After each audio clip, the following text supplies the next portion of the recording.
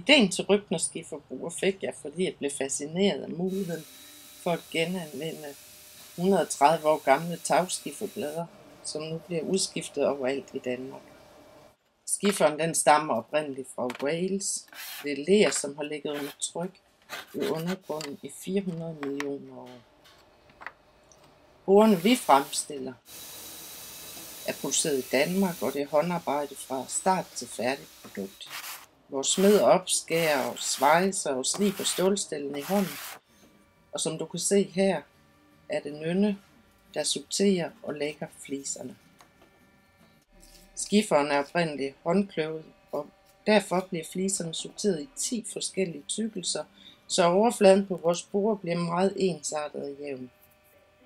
Hver enkelt flise, der bærer præg af vejr og vind, fortæller en historie, og det gør bordet unikt.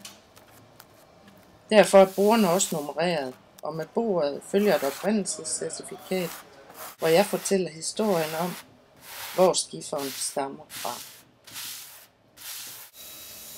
Man kan sige, at bordene er bæredygtige, i den forstand, at de holder til stort set alt.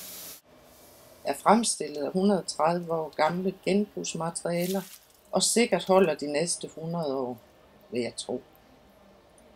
Vi håber, du bliver rigtig glad for dit bord og tør bruge det til alt mellem himmel og jord, for det tåler det.